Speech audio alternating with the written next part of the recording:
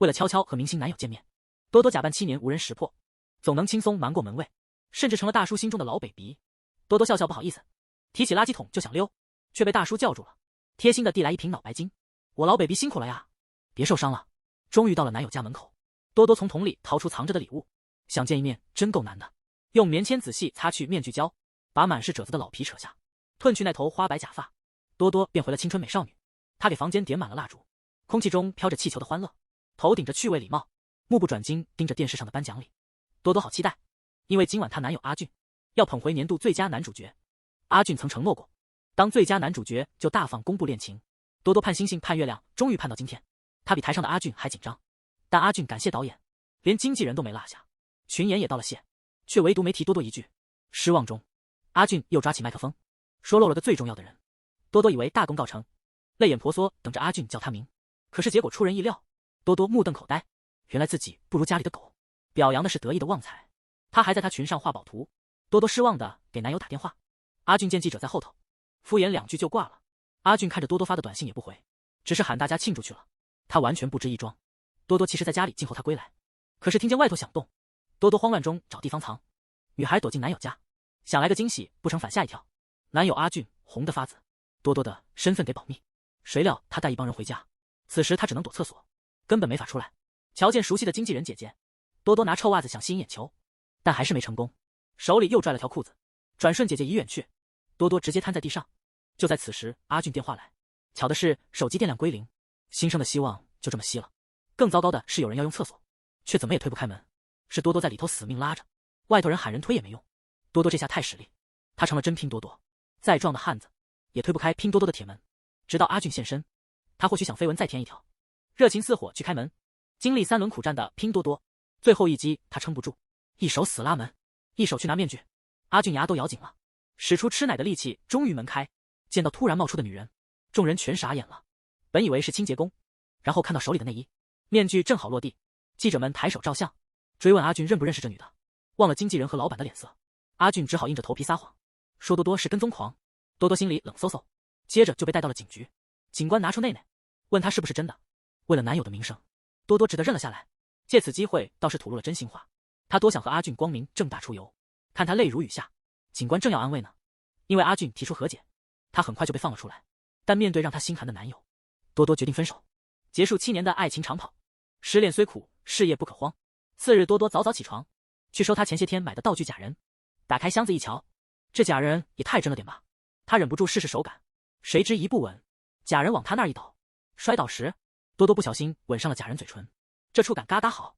醒悟后，他忙爬起，房间灯光骤亮，多多回头一瞥，那假人居然活了，还和他打招呼。看着他向他靠拢，多多吓得转身就跑。他开车想逃开，那傻子咧嘴站车前，车子来不及停，嗖的一撞飞了8米。天哪，这回真闯祸，刚出警局又得回。多多急忙出车，看那男的胳膊歪七扭八，急忙给他摁回去。趴下一听，心跳不见了，四下无人，他拖着他腿，闭眼硬是拉进了车，打算送医急救去。谁知车后坐的男人忽然坐起来，多多被吓得尖叫冲破云霄，他的双手颤抖到方向盘都握不稳，驾驶的车辆像是失控的旋风左右摇摆，最终轰然撞入了旁边施工现场的围栏。当多多再次睁开眼睛时，他意外发现自己已经躺在医院的病床上，听旁边的护士闲聊说，送他来的是位英俊帅哥，而且还声称自己是他的男朋友。多多匆匆忙忙走到病房外头，果然听到了熟悉的阿俊声线，但当他好奇地走过去一探究竟时，原来只是阿俊主演的电视剧在播放，自称是他男友的竟是这位完全不认识的男士，被车撞得飞起却毫发无损，这种身体素质真不是盖的，周围的姑娘们都羡慕得不得了，有个这么英俊的男朋友真是幸运。多多连忙澄清，他根本不认识眼前这位男士，那些女孩却趁机向他要起了电话号码，男人却毫不犹豫地拒绝了，还执着地牵起多多的手，誓言自己这一生只钟情于他一个。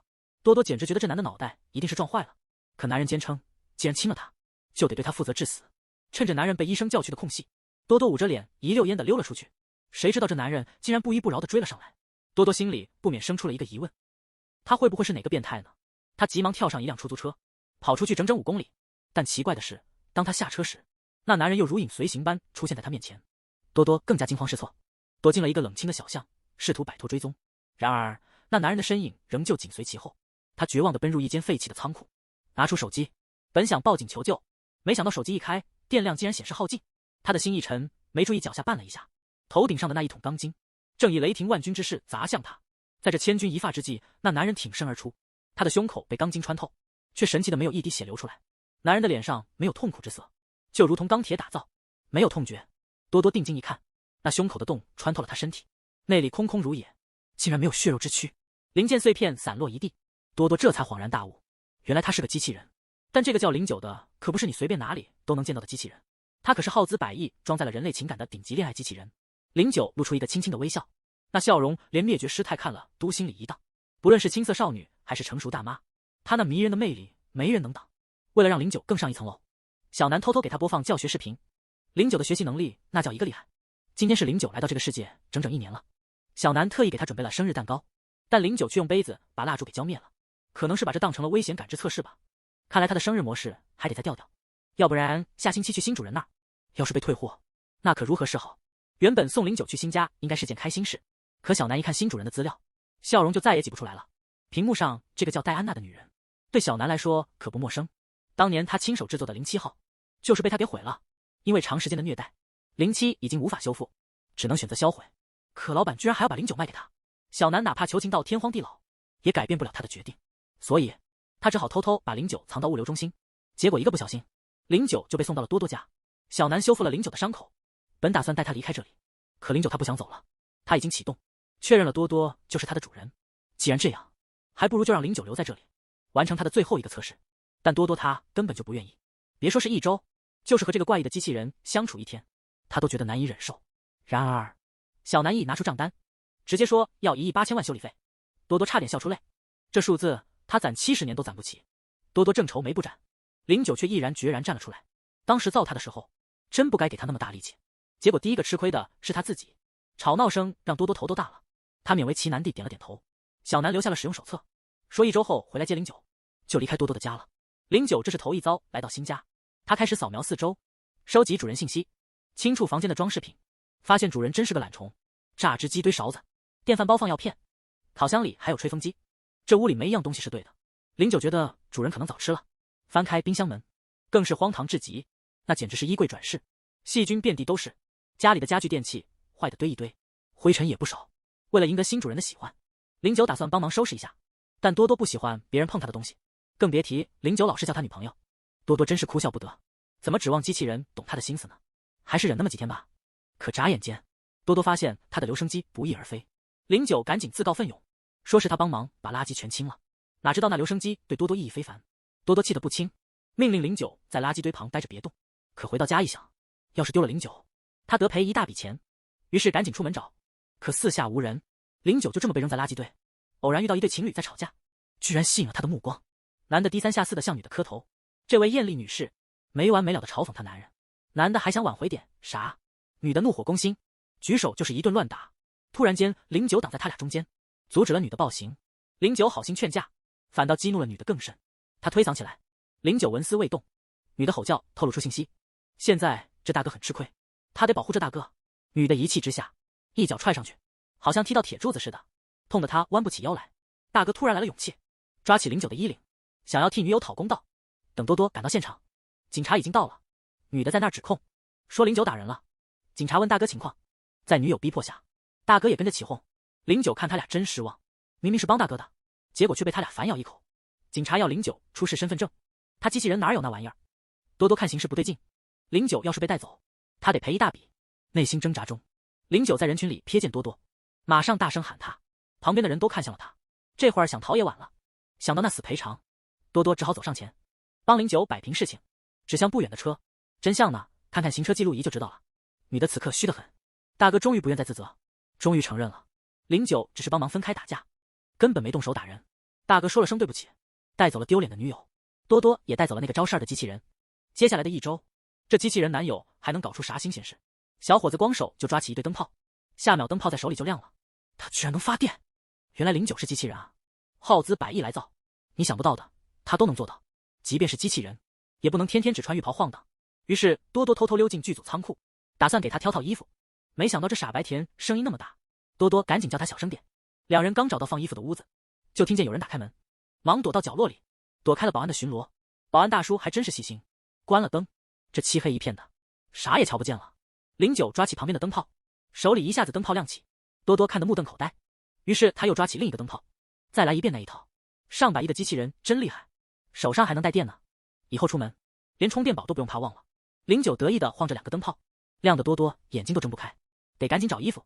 09却发现仓库门被锁死了，看多多愁眉苦脸的，他一头雾水地转过身，咔嚓一声把门把手给拽下来了，又给多多炫耀了一番。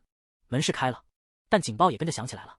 两人抱着箱子狂奔，躲开了保安的追捕，偏偏挑回来的衣服一个正经的都没有，竟然还有奇装异服。09挑了红色秋裤，主人看我这样行吗？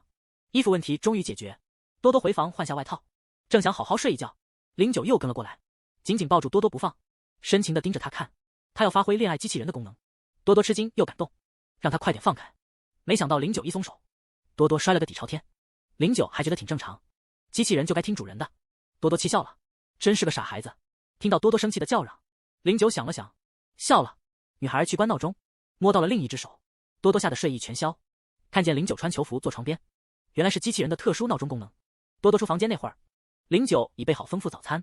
多多出门去上班，他在家也不是闲着，单手抬起洗衣机，一摸就知道啥零件坏，修过的洗衣机又跑起来。看着外面晴空万里，09预测等会得下雨。多多正在给男二化妆，男二没完没了诋毁阿俊，他和阿俊虽然分了手，心里却还有挂念，听得越多手劲越大。男二号抱怨个不停，多多终于忍不住了，为阿俊出头了一番。没想到男二号冲他来了，多多气愤地转身走了，他还在背后死命追，还当众骚扰起来了。阿俊实在是看不过眼，忍不住想要介入，正准备迈步介入，却没想到被一身古装打扮的09抢先一步。09果断出手，为多多排忧解难，还在众目睽睽之下大声宣布她是他的女朋友。一股细微的力量发出，男二号竟像断线风筝一样飞了出去，足足10几米。多多握着09的手，两人一同走了开。而这时候外头正下着瓢泼大雨，原来09是担心多多会被雨淋湿，于是他特地赶来，只为给他送一把伞。目送着两人之间那微妙的互动，才刚失业没几天的前男友阿俊忍不住觉得心中五味杂陈。在归家的道路上，一辆汽车疾驰而过，溅起了漫天飞舞的水花。09迅速地护住了多多，避免了他被溅湿。多多回到屋里，换上了干净的衣服，走出房间。只见09那副油光满面的靠在墙边，衣着奇特，言语更是不同寻常。09轻轻地挥去身上的披风，用力将多多横抱起来。多多怎么也挣扎不脱，用力抵抗，但09只是将他轻轻放在了留声机的旁边。原来他只是想太多了。09仅仅是想要展示给他看他修复好的留声机。这个女孩意外获得了一个机器人，她在第一天就修复了她家里所有的破旧家电，连电饭锅都可以再次蒸出香喷喷的米饭，连续坏了10几年的微波炉也重新运转起来，就连冰箱内部都被清洗得干干净净，里面填满了各式各样的新鲜食物。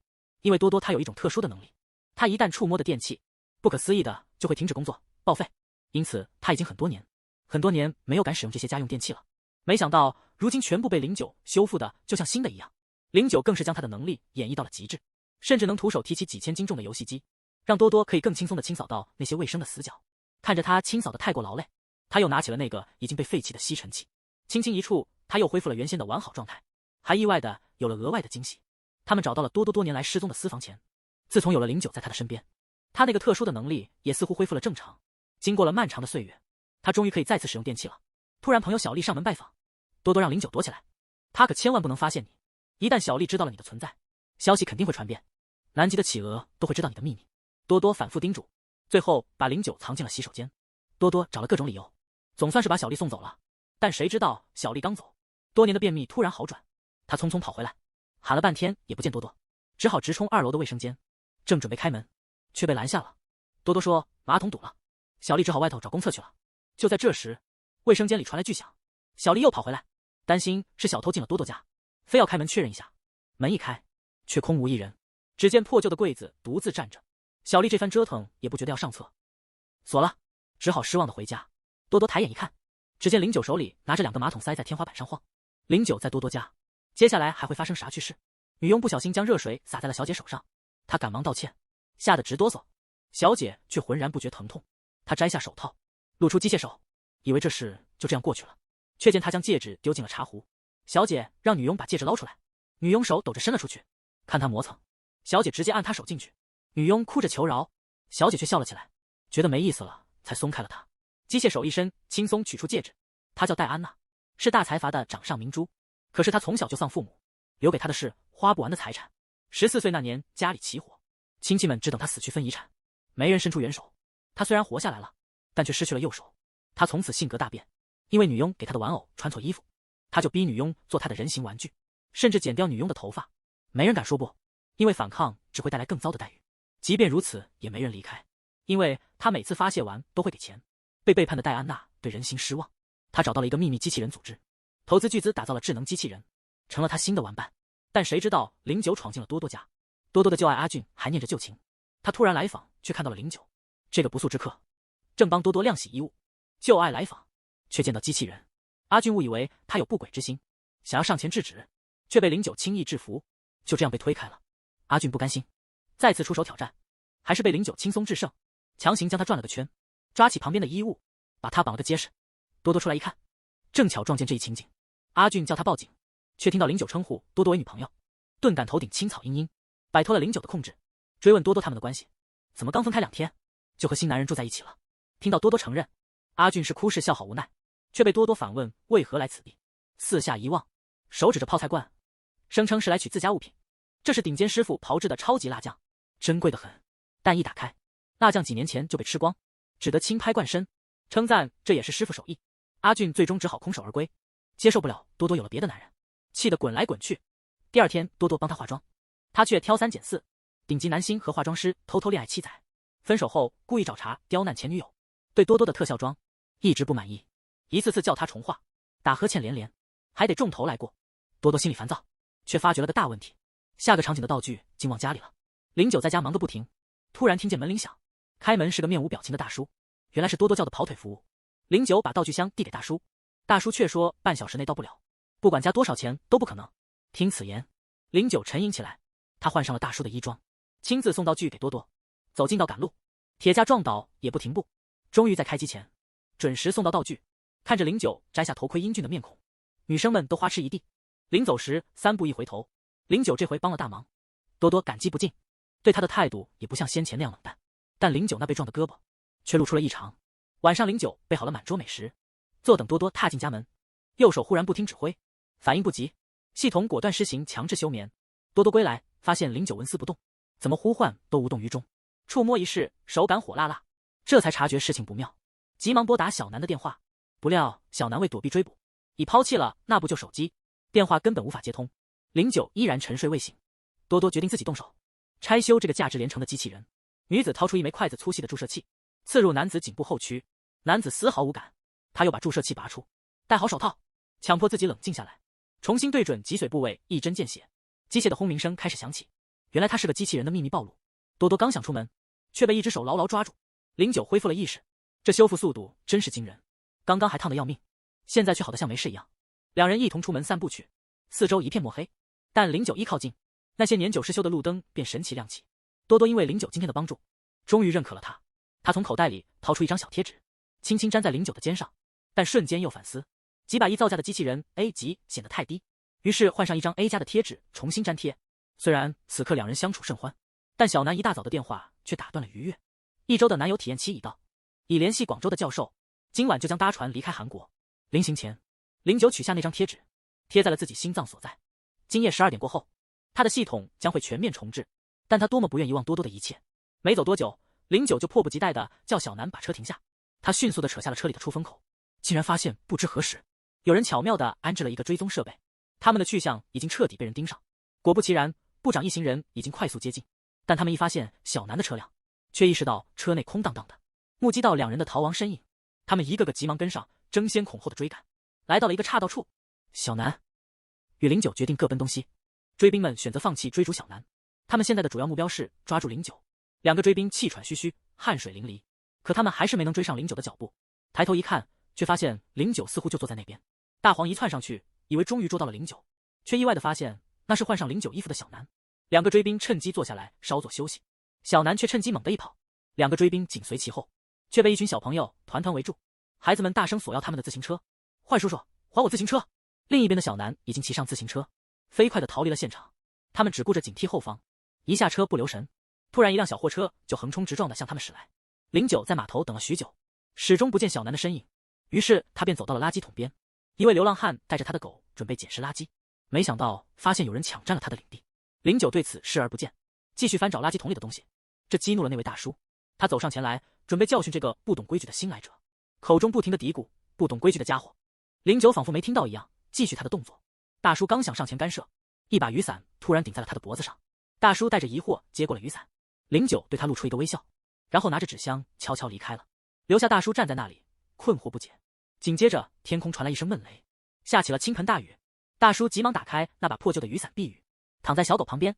那边的林九脑袋上顶个纸箱，正被雨淋得透心凉，他就跟个没人要的流浪汉似的。突然，多多给的那张贴纸被风刮跑了，他丢下纸箱，在雨里追着那贴纸，小心翼翼地用衣袖把它擦得干干净净。这时候，一把雨伞挡在了他头上，是多多，他来接林九了。原来是多多收了小南发来的消息，小南告诉他林九在哪儿，叫他暂时再收留他几天。等大黄和那部长到码头时，那儿已经没人影了。多多递给林九一条毛巾，可林九还没反应过来他是什么意思，多多就开始动手帮他擦干身上的水。如此昂贵的机器人，要是进水了坏掉，那得赔多少钱啊？因为林九今晚没被重置，他和多多之间的那段男友体验就进入正式版了。第二天一早，林九就抱着多多不放，感觉和7天体验时完全不同了。多多赶紧挣脱，林九还一脸困惑呢。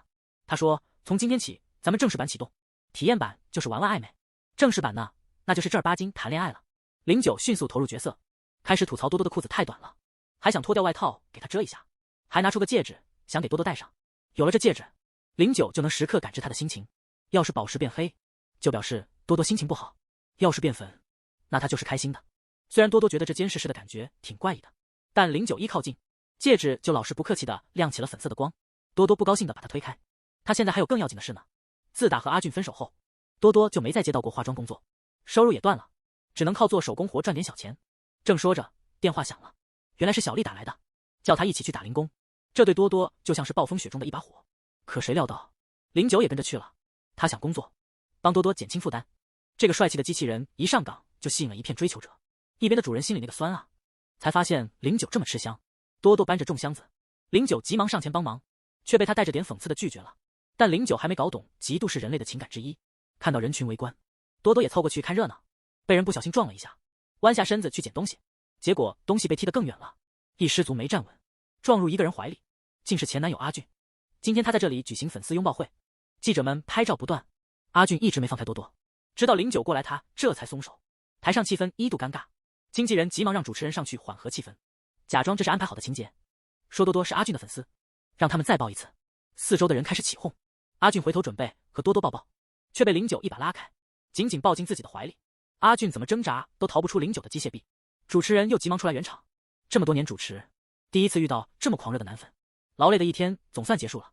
林九得到了一笔不菲的工资，女经理还说下次他来兼职，工资翻3倍。原来钱才是硬道理啊！这下林九乐坏了。回家后，多多开始算账，算来算去还是亏。这时，家里的灯突然灭了，林九挂着小彩灯走了过来。他决定从今天起帮多多省钱，又把自己挣的钱递给他，想要减轻多多的负担。前男友那边可就郁闷了，他掏出一个戒指盒，里头是枚订婚戒。那天颁奖典礼上，他原本计划向多多求婚的，结果收到个诡异的箱子，满是逼他俩分手的威胁照。为了保多多安全，他只好跟他说了拜拜。上回小南在逃跑时，差点让小货车给撞上，幸亏反应快，身手利索，但还是栽了个大跟头。谁知道居然有来第二回，一阵头昏眼花，又冲到马路中间去了。开车的小熊赶紧踩了刹车，虽说没撞上，但小南还是被吓晕了。小熊赶紧下车看看情况，以为是个碰瓷的游民，一听还有心跳就趴下了，想打电话，手机却没电，怎么搞？得送医院，就拖着小南的腿把他拉上车。车开到半路，他突然醒了，小熊被吓得连电报都发了。小熊一边骂人一边开车，差点又撞上前车，车子原地转了个圈，安全气囊噗的一声弹出来，小熊的脖子也上了石膏，想要跟老板请个工伤假。老板阿强批了他的假，但小熊不能上班了，他手下的艺人阿俊缺个经纪人，阿强只好自己出马，拎着一堆衣服，撞个正着送多多上班的林九。林九那绝美的脸蛋立马抓住了阿强的眼球，所以第二次见面，阿强二话不说就开聊林九。这下林九就成了现女友的前男友的替补经纪人。阿俊一上来就查户口，把林九问得半死，连阿强都忍不住吐槽：“你这是来相亲的呀？”虽然是这样，阿俊还得给林九出难题，叫他跑老远去买咖啡，要他再冰都没花钱送回。这点事对智能机器人来说，简直小菜一碟。阿俊瞄了下手表，等着林九打退堂鼓。谁知道林九很快就回来，冰块完整，味道也正宗。但阿俊还不满足，又提了新的刁难条件，叫他去更远的唐人街，要他买回不沾的炸酱面。林九又出发了，为了能吃到炸酱面的鲜美，居然把厨师请到家里。大厨一声雷吼，俩人赶紧行个礼。林九早有预谋，知道外带面肯定会粘，索性把大厨请了过来。主厨一通粤语飙完，阿俊一头雾水，林九流利翻译开来，原来大厨也是阿俊的粉丝，两人都惊了。林九却淡定解释，他精通8国语言，多亏了林九，俩人尝到了现做的炸酱面，味道美得让人忘返。林九也顺利通过了考验，明天就要开始正式工作。第一天的任务居然是陪练健身，林九发现这超出了他能力范围，得帮阿俊减肥，但遭到了拦截，智商不敌林九，他得在体能上找回场子。阿俊满腔自信的躺平，让林九瞧瞧自己举重的本事，用尽全力，好不容易举起，结果几秒钟就撑不住，急忙叫林九帮忙。林九随手就把杠铃拿走了。阿俊再次面对失败，不甘心的阿俊再度挑起战端，这次让林九尝试电刺激式健身，还偷偷吩咐教练把难度调到最高级别。谁曾想电源一通，健身房突然全暗，林九全身带电，无论怎么呼唤都没反应。多多担心林九出意外，跟来了，恰巧目睹了这一幕，立马冲了进来。林九此刻已进入休眠状态，电力终于恢复正常。教练想要呼叫救护车，却被多多制止。机器人去医院合适吗？不一会，林九又启动了，表现的好像什么都没发生。教练急忙撇清关系，我们健身房的器材是绝对没问题的，你可别到外头胡说八道。林九傻乎乎的答应了下来。阿俊眼看他俩离去，正打算转身离开，却突然觉察到事态不妙，高高的男人正举起花盆向那个女孩砸去。林九爆发出超人的速度去追，从数十米的楼顶一跃而下，稳稳地降落在地面，一把抓住碎图的裤带，将他甩飞出去10米开外。罗图彻底软了，眼前这个明显不是普通人类。罗图最终被警方拘捕。阿俊愤怒地抓住他的衣领，原来已经不是第一次受到匿名威胁了，逼着他必须和多多分开。阿俊深感内疚，觉得是自己连累了多多。正当他以为抓到了幕后黑手，却突然接到了一个神秘来电，原来刚才的坏蛋只是个打手，真正的威胁者还在继续恐吓他，如果他不断绝和多多的关系，多多会有危险。于是阿俊只得和他保持距离，即使工作中相遇也不敢多看他一眼。相比之下，林九的热情就过于旺盛，竟然当着众人的面大声宣布他的爱意，同事们都震惊得目瞪口呆。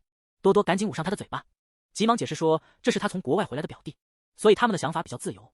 但是一看到多多帮小帅擦汗，林九就开始嫉妒了，一冲动就抢过小丽手中的水瓶，结果弄得自己也湿透了。多多急忙把他拉到一个无人的房间，告诉他以后别在别人面前这么做，要是他是机器人的秘密被发现了，那后果不堪设想。谁知道林九竟然把他按在墙上，要求他亲自己一下作为交换。多多害怕被别人看到，只好答应了。结果这一幕正好被小帅撞见了，多多想上前解释一番，却被小帅嫌弃了。他质问他们不是兄妹吗？怎么可以那样？为了避免更大的误解，多多只好承认林九是她男朋友，还请小帅保密。此刻林九真正的主人戴安娜已经等得不耐烦了，她的新玩具迟迟没到，气得在家中摔东西。她给研发公司发了最后警告，部长没辙了，只好决定亲自上门把林九抢回来。两人硬闯多多的家，他们能成功把林九带走吗？这两个男人突然闯入女孩的家，因为他家里住的是个机器人。他们看到多多手上的戒指，更加确信林九就在这里。但就在多多试图解释的时候，林九竟然自己露面了。多多拼命想要阻止，却被大黄一把推开。林九这时才意识到对方可能有威胁。大黄因为痛而尖叫，部长突然念了句莫名其妙的咒语，林九立马动弹不得，闭上眼睛就这么倒在地上，看得我都替他觉得疼。他们3个人正试图控制林九，阿俊突然闯了进来，他还不知道林九其实是个机器人，误以为俩人是擅闯民宅的小偷，毕竟林九现在是他的代理人，怎能让人随便带走呢？于是挺身而出阻拦。大黄偷偷告诉部长，阿俊是个大牌明星，如果他知道了真相，事儿传出去就更复杂了。正好这时外面传来了警报声，俩人慌不择路的跑了。原来是小南拨的假警报，他让林九重新启动了。好在林九只是被迫关机，并没坏到哪去，休息一下他就能醒过来。面对多多生气的追问，小南终于把真相说了出来。不一会儿林九就醒了，从他的话里，小南惊讶地发现林九开始有感情了，这对数据研究来说可能是林九的救命稻草。小南又来请求多多帮忙，现在林九的藏身之处已经不安全，得马上换地方，他自己也正在逃命，所以希望多多能带林九找个藏身之处。阿俊听了他们的对话，竟然自告奋勇要收留林九，这男的居然搬进了女棚，有的钱难有的家。阿俊拿出床单，告诉林九今晚就睡沙发吧。林九却不高兴，你家有7个房间呢，为啥不能让我住一个？独自一人的多多终于睡了个好觉，但突然一个黑衣人冲进了他的房间，多多吓得尖叫出声。那黑衣人摘下帽子和口罩，是林九因为太想他，所以悄悄溜回来了。本来俩人正在享受甜蜜时光，突然有石头飞进来，林九连忙出去查看，却只发现门口放着个盒子，盒子里全是威胁多多离开阿俊的照片。多多吓得脸都白了，这下他才明白阿俊之前的态度。他跑到阿俊家门前，怎么喊都没人来开门，自己开门走了进去，正撞见阿俊往外走，俩人一句话都没交流，就突然昏倒了。原来他烧得厉害。林九跟上来，看到这情形，心里竟然一阵疼，只得自己回家去，让他俩有个私人空间。盒子里的照片又翻了一遍，林九突然发现了点线索，他去找阿俊，想一起保护多多。女孩受到了威胁，照片成了唯一线索。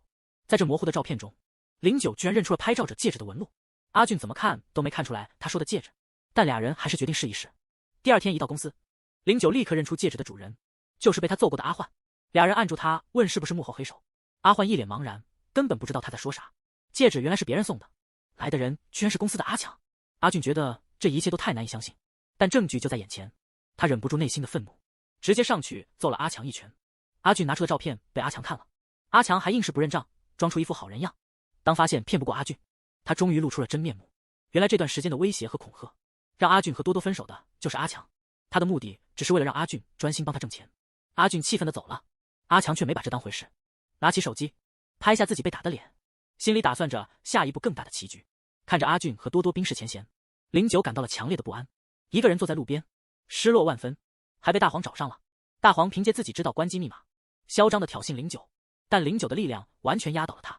大黄痛苦又羞愤，又想强行关掉他，但他念了好几遍，林九一点动静都没有。可能是我不会开机，换了好几国语言试试，一个个是过去了，结果还是没反应。林九好像还不待见我，看见林九朝我走来，大黄吓得落荒而逃。为了保住这份工作，大黄瞒着上司去找戴安娜，把林九丢了的事老实说了。遇上这么狠的女人，咱们得怎么应付？财阀千金花重金造了个智能机器人男友，不料被别人占了便宜。听说宠物丢了，戴安娜马上就到多多家，正巧多多在和前男友纠缠不清。林九自己在家里自怨自艾，因为自己那舔狗设定，没意识到戴安娜已经来到身边。他打算带走林九，但林九纹丝不动，显然是伤心过度，系统可能出问题了。多多回家看到戴安娜，想让她离开，却意外引起了他的好奇。他当着多多的面吻了林九，在多多目瞪口呆中，林九被重新启动了。林九已经不再是原来的林九，他成了扭钻路林九，他眼中只有戴安娜是主人。两人准备一起走，多多试图阻止，林九冷冷地推开了他。戴安娜顺势捅了一刀，还想玩机器人？那你就到我家来玩吧。两人甜蜜地走了。多多站在那儿，一头雾水。财阀小姐为新买的玩具准备欢迎会，她的玩具居然是机器人。仆人端出了个抽奖盒，戴安娜让林九抽张卡，原来她给林九取了个新名字，林九抽到的是 Ken。 戴安娜激动得不得了，但林九早就心知肚明，盒子里的纸条都写着 Ken。 他又搞来了堆满牌子的衣服，一个个让林九试，完全就是在玩真人版芭比。看着林九穿上新衣，戴安娜满脸都是满意，正准备细看一番，结果被佣人给撞了一下。她弯腰捡起地上的剪刀，口上说着没事没事，却狠狠地戳进了佣人的手心。林九见状，下意识喊了出来，佣人那求救的眼神投向他，林九却没出手制止。他忘了和多多的点点滴滴，他现在只是个听话的机器人。戴安娜对这个更是喜欢，把这些无聊的佣人甩开，带着林九回了房间。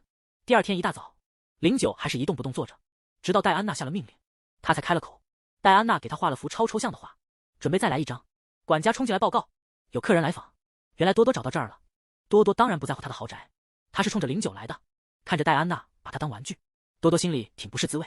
戴安娜却在那儿宣示主权，要机器人自己去买呗，不就100亿吗？你不会连这都没吧？多多走上前和林九说话，林九还是纹丝不动，因为主人没下命令。直到他点头，林九才看向多多，依旧冷冰冰的。多多冲上去想换回林九记忆，哪知道机器人动作快，他试了好几回都被制住，就这样被林九一指头推进水池。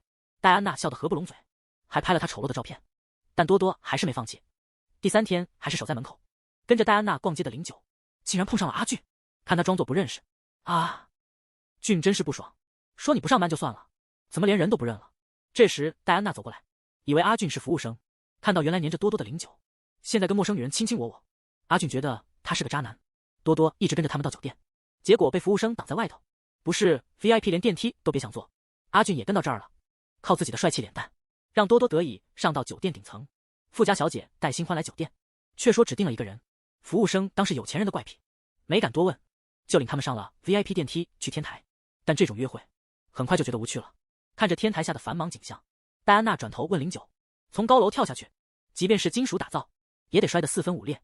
戴安娜这时怀疑他忠诚，因为机器人得绝对听主人的。林九二话没说就答应了，轻松地爬上天台边，俯视着100米高空，正准备跳下，被一只手抓住了。多多及时赶到，才阻止了09。多多怒问戴安娜，为啥让09做危险的事？他却说09不过是玩具，摔坏了修修就是，反正也不会死。他是主人，想怎么玩就怎么玩。多多管不着，09还是只听他的。就这样冷冰冰把多多送走了。俩人又剩下他们2个。戴安娜还是觉得无聊，这回他会怎么对待09呢？女孩摘掉了手套，露出机械手假肢，但男人面色不变，还夸她的手挺好看，因为她也是个机器人。原来戴安娜小的时候家里出了火灾，亲戚们图财害命不救，她从此就失去了右手，也不再信任任何人，所以她造了个机器人，绝对听她的命令。她勉强的笑容让09觉得挺心疼。这时戴安娜心里也软了一下，他们俩准备离开了，但09突然捂住胸口，好像看到另一个女孩似的。戴安娜怎么喊她都没反应。公司给09做检测，但啥问题也没找到，所以09醒来后，戴安娜决定带他去瑞士修理。俩人要离开的时候，多多又来到这里了，试图唤回09的记忆，但还是没什么用。去机场的路上，突然下起了倾盆大雨，09胸口又感到不对劲，居然想起了跟多多的往事。方向盘忽然不听使唤，车子停了下来。09不管戴安娜怎么拦，冲出去在雨中找多多。这时候多多心里失落，没注意到后面的车。09一把他抱住，在大雨里，多多终于明白他爱上了这个机器人。回家后，09给多多做了好吃的，他们的生活又恢复了平静和甜蜜。小南找到了部长，如实说了09学会了人类情感的事情。作为一个稀世奇迹，09的情感数据对研究价值巨大，部长也被说动了，答应想法子让09留下。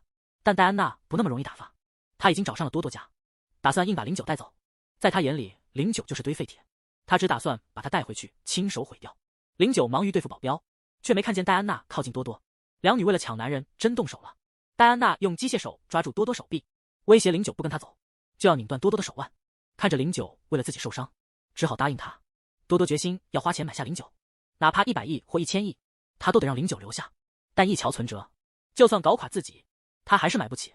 小南帮他搞到了最低折扣，就算100亿打到10亿，多多得分期付款70年，等还完钱都99了。多多含泪签下合同，09终于真正属于他了。这时同事上门来，小南一眼就看出曾短暂相识的小丽，立马决定加入多多化妆团队。能多接触女神总是好的，但她太单薄，连统七都搬不动，弄得小丽满身漆。小南在她心里原本印象就差，这下更糟了。准备打扫卫生，出门竟撞见小熊。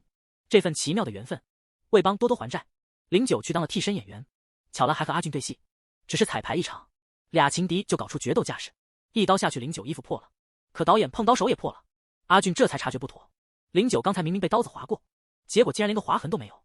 不小心听到了小南和他的对话，阿俊开始怀疑09的真实身份。他们回到了化妆室，多多就开始给阿俊做特效妆，两人之间的气氛突然有点尴尬。刚化完妆没多久，阿俊突然有点不对劲，那个大明星化妆之后居然严重过敏，竟然是花生惹的祸。阿强在众人面前给了多多一巴掌，追问他为什么要伤害阿俊。09本想走上前，结果被小南挡住了。多多面对着阿强的凶狠，说不出话来。这时候阿俊从医院回来了，他在所有人面前突然就抱住了多多。他很清楚多多是个什么样的人，知道他知道自己对花生过敏，不会故意害他的。所有人都震惊了，小熊立刻跳出来帮阿俊解释，隐瞒了他们之间曾有的感情。导演马上叫化妆组来查个究竟，但化妆品里怎么可能会有花生呢？一定是有人故意的。多多突然记起来了，看到某个陌生人从化妆室走出来的情景，那个人肯定就是幕后黑手。但是事情已经这样了，就算不是他们做的，也难逃疏忽的责任。多多站出来，愿意辞职，自己一个人承担所有的责任。他向导演求情，希望其他的组员能留下继续工作。俊这时候想起他听到09和小南的谈话，开始怀疑这会是09干的。他去查剧组的监控录像，发现那天晚上有个身材和09挺像的人进过化妆间。为了找出真相，看谁在陷害多多，阿俊趁着夜深人少再次来到了拍摄现场，发现那里已经被人打扫干净了。当他走进屋子时，有人已经比他先一步到这里了。阿俊轻轻走过去，眼前这位就是09，原来他也在这儿挖掘线索，还找到了嫌疑人的脚印。昨天小南把油漆弄洒了，所以踏进化妆室的都会留下痕迹。09就问阿俊脚多大，阿俊听了心里挺不是滋味。两个原本互相猜疑的家伙，这下子终于释怀了，决心联手找出真凶，给多多洗清冤屈。第二天，阿俊把大家召集起来，打着赔礼送鞋的幌子，等，好不容易等到了，来了个穿260码鞋的家伙，鞋底还沾着油漆呢。09一个眼色，阿俊秒懂了，马上把那人带到一边，追问他为何陷害多多。在阿俊的气场下，真凶只得认栽，说他也是受人雇佣。阿俊领着他面对众人，坦白了自己是真凶。阿强那边立马慌了，催他们拿出证据来。09拿出那双油漆鞋，阿强无言以对，只得当众向多多赔不是。多多也重返剧组，继续做他的化妆师。阿俊回到休息室，阿强急忙来解释，说绝不是他指使的。阿俊根本不买账，吩咐小熊发个声明，要和阿强的公司划清界限。阿强出了房间，脸上还挂着得意的笑，他宁愿毁掉也不愿失去。阿俊到多多家时却发现了秘密，人们居然造出透明平板。更吃惊的是，接下来阿俊发现身边的经纪人竟是机器人，这情况太荒唐了，难不成机器人要统治地球？09赶紧收回自己的说明书，担心这家伙误用他一番。阿俊愤怒到连衣领都紧握在手里。这时候多多急匆匆地跑了回来，阿俊还以为多多对09的真实身份毫无头绪呢。他提醒他要和09保持距离，但多多的脸上却是一片镇定，他看起来心里有数得很。结果反倒是阿俊自己成了笑柄。事到如今，再也隐藏不住秘密，09别无选择，只得坦白，他其实是个机器人。阿俊在网上翻找机器人的图片，简直不敢相信自己的眼睛。难道就他一人被时代抛弃了吗？他怎么会不知道世上竟有这样高级的机器人存在？正当他为这些事儿烦心时，阿焕又一次出现，挑衅。他故意侮辱多多，就是为了激怒阿俊。他想要的就是阿俊的这一拳。然后他就假装自己受了重伤，立刻召开了记者发布会，污蔑阿俊有暴力倾向。阿强也不是省油的灯，他拿出了之前被打的照片，谎称自己一直受到阿俊的欺负。新闻一爆出，马上就有一大堆记者堵在了门外。阿俊只好无家可归，只得拿着行李去多多家暂借住宿。这组合真是尴尬极了，他们将如何相处下去？女孩那时候也特别尴尬，右手边坐着的是当红前男友，左手边则是机器人现男友。多多自己坐在当中，连大气都不敢出，只能小心翼翼地让他们开始吃饭。两人还没怎么交谈，就开始互相挖苦，一触即发，战火即刻点燃。多多这才懂得，为啥老婆多了还不见得快活。他才刚夸09做的饭菜好吃，阿俊就忍不住吃味起来，弄得09满脸委屈。多多立刻教训起阿俊这个不知天高地厚的家伙，这种感觉简直就像是在养两个儿子似的。但阿俊心里还是有担忧，他心里想着09既然是机器人，要是留在多多身边有什么别的目的怎么办？或者哪一天失控了伤害到他？阿俊在09的房间翻来覆去的搜寻，他试图找出09潜在的威胁，但啥也没找到，只是让多多更失望了。多多推开房门，发现09就站在门外，这样的09怎会伤害他呢？阿俊感到非常沮丧，自己居然还不如一个机器人。因为昨晚喝酒过多，第二天醒来嘴巴干得厉害，他嘴里念叨着想喝水，竟然真有杯水递到面前。阿俊喝水抬头一看，小南竟然跪在那里。他恳求阿俊不要泄露09的机器人身份，因为一旦公开，他就会被原公司收回去。阿俊感觉事情不简单。就在这时，戴安娜进来找他，她自称是09的真正主人，邀请阿俊到她家做客。为了探究09的秘密，阿俊接受了邀请。但这位心狠手辣的女人，真的仅仅是请他做客吗？这位顶流明星被请到富家小姐家中，茶里却被下了药。阿俊立刻失去了意识，被保镖扶回房间。接着戴安娜打开了箱子，里面居然是另一个阿俊，那是09的升级版10号。戴安娜亲了10号一下，把他从休眠状态唤醒。等阿俊醒来，发现自己被锁在房间里。他可是大明星啊，连张床都没有，一摸口袋，手机也没了。他想出门看看情况，却被壮汉保镖们挡住了去路。虽然限制了他的自由，但待遇还不错。原来他是被软禁了。阿俊想逃离这里，但对方势力强大，他们一点不担心有人会报警寻找阿俊，因为此刻10号已经代替了他的位置。面对他的冒失举动，多多怎么也挣脱不了。直到09出现，他这才松开了他。两人单独一处时，09开门见山地说，他早就看出来了，眼前这个不是真正的阿俊。他伸手去拉10号，结果立刻被反制，即便是力大无穷的09也被他压在了地上，用尽全力也挣不开。与此同时，被软禁的阿俊竟碰上了自己的粉丝，他被富家小姐关起来，而小姐的女佣正好是他的粉丝，还要求他签名。阿俊灵机一动，提议和粉丝合照，连门口的保镖也叫来了，但因为角度和光线问题，他们改变了位置。趁机靠近门口，阿俊迅速冲出，把他们锁在了屋内。他拿起佣人的手机求救，想来想去，还是决定发短信给09。正当此时，其他保镖赶到，手机被他们夺走了。阿俊没有抵抗，自己回了房间。不久，他就听见外面的打斗声，声音比过年炮竹还响。他好奇地凑过去窥探，正蹲在门边偷听，门忽然开了，看到09站在门口。阿俊心头一亮，原来刚刚的动静是保镖挨打的声音。他们正准备离开，戴安娜却挡在了前面。他们这才意识到，这位极端疯狂的女人已经对多多做了坏事，而她的终极目的仍然是为了抓住09。他只好求阿俊去救多多。在握手告别时，悄悄传了张纸条。多多现在被10号诱到偏僻地带，但10号那奇葩言论让多多起了疑。多多借故透气下了车，脸部红心不跳的和10号攀谈，聊起他俩旅途中的花生酱三明治。10号却说味道棒极了。可真阿俊对花生严重过敏，多多觉得是有蹊跷，马上往远处飞奔。但无论他逃多远，10号总能快速追上。多多害怕的倒退着，10号似乎要出手时，刺目的车灯突然亮了。阿俊按照09的指示找到了这里，面对和自己长得一模一样的10号，愣住了。男人现在被机器人按住脖子，这机器人居然长得和他一样，还想取而代之。阿俊呼吸困难，差点挂掉。女主却一动不动，就地坐着喊他名字。你喊他，他能回应你吗？多多终于站了起来，他吻了10号一下。既然是机器人，关机模式肯定通用。果然，10号闭上了眼睛，再次睁眼时，已经认多多为主人了。这剧本的脑洞真是让人乐疯了。我和阿俊此刻的脸色一样。09救场来晚了，见到10号已无威胁，傻眼了。这都什么情况？10号听到自己被叫成多多女友，也相当不乐意。两机器人开始争风吃醋，都说多多是自己女朋友，多多不知如何是好。阿俊一脸震惊，像吃了个大西瓜。09满脸委屈，竟然还有其他机器人。这场危机总算是解决，却又冒出新麻烦。阿俊的名声已被钱老板阿强搞砸了，多多决心伸出援手，为他澄清真相。那时，假装被阿俊打伤骨折的阿焕，在无人的病房里摘下了伪装。突然间，火警铃大作，他的腿也不痛了，轮椅也不要了，跑得比任何人都快。一出门正好撞见一帮记者，谣言自然破灭了。多多和09脸上露出胜利的微笑，但就当两人生活恢复宁静，09的身体却开始出现毛病。他的机器身体无法承受人类的情感，已经过载了，系统面临着崩溃的风险。09会有什么结局呢？男人的手竟把塑料烫出个洞，手心里露出一堆电线。09虽是机器人，却意外的有了人类情感，但这让他的系统超载，即将崩溃。小南不放弃的寻找解决办法，终于找到总公司曾造过一种能给机器人降温的冷却器，但这东西造价比机器人还贵，又卖不动，所以停产了。世上只剩最后一个，总公司却不肯用来救09，毕竟09折腾的公司差点破产，谁都会犹豫吧。